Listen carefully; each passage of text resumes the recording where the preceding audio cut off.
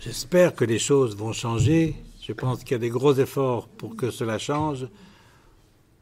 Il a été un temps où le scandale était du côté des divorcés remariés. Aujourd'hui, le scandale, dans le peuple chrétien, il est du côté dans le peuple chrétien lui-même, qui se scandalise que les divorcés remariés ne puissent pas avoir accès pleinement à l'Eucharistie. Je pense que c'est un gros débat actuellement.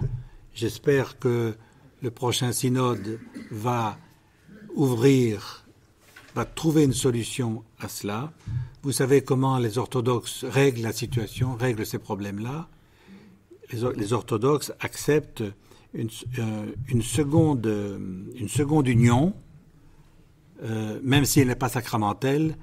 C'est de reconnaître qu'une seconde union, après l'échec d'une première, si elle est stable, si elle est durable, si elle est fondée sur l'amour, soit véritablement reconnue et qu'elle n'empêche pas la participation à l'Eucharistie. Et dans l'Église orthodoxe, il y a un rite pénitentiel. Un rite pénitentiel qui ne consiste pas à accuser les personnes. Il ne s'agit pas de se culpabiliser, mais le rite pénitentiel consiste à reconnaître qu'il y a eu une rupture d'alliance. Au moins, on la reconnaît. C'est une manière aussi de reconnaître la loi de fidélité, hein, et de l'indissolubilité du mariage. Donc on reconnaît la loi.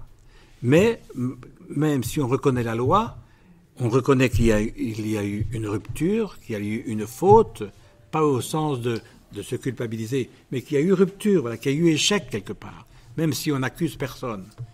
Et que cet échec n'empêche pas qu'une nouvelle union puisse apparaître et que cette union puisse être reconnue, bénie, hein, et vécue dans la foi, sans exclusion. Oui.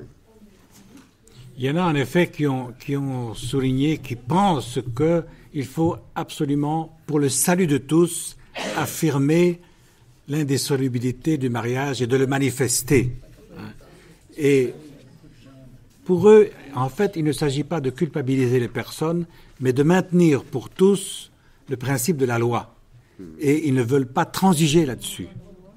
Ils veulent que le mariage religieux soit intrinsèquement lié au principe d'indissolubilité. Et donc, en ce moment-là, sur le plan des principes, ils ne conçoivent pas une union autre possible, sinon sous le régime de l'adultère, et donc sous le régime d'un état de faute.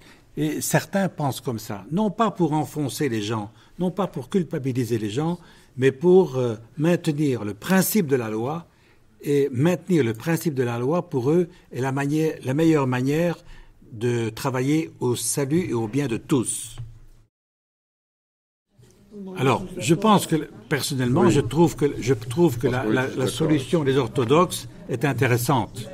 On reconnaît effectivement la loi d'indissolubilité, le principe d'indissolubilité, le principe de la fidélité. On reconnaît aussi qu'il y a eu, même si on ne culpabilise pas, on reconnaît qu'objectivement, il y a eu un échec de l'alliance, hein, mais cet échec de l'alliance qu'on reconnaît et que l'on confesse dans un rite pénitentiel pour maintenir le principe de la loi pour tous, on permet d'ouvrir une relation nouvelle, stable, aimante. Je pense que c'est une solution qui est, à mon avis, intéressante. Mais c'est vrai que par ailleurs, il ne faudrait pas non plus entrer alors dans un processus où on dit « Guégué, marions-nous », on se marie, on se démarie, puis on se remarie. Bon, ça ne va pas non plus, ça. Ça ne va pas non plus. Il y a un principe aussi, je pense, de démocratie. Dans une démocratie, quand une minorité demande un droit, sans nuire au droit de la majorité, c'est toujours accepté. C'est-à-dire que ça devient injuste, c'est perçu comme injuste si une minorité ne peut pas jouir des droits de tous. Or, c'est la question ici qui était posée. les homosexuels qui veulent se marier, on ne voit pas au nom de quoi, dans la démocratie, un groupe majoritaire pourrait interdire un droit dont eux jouissent. Donc c'était un combat perdu, d'une certaine façon.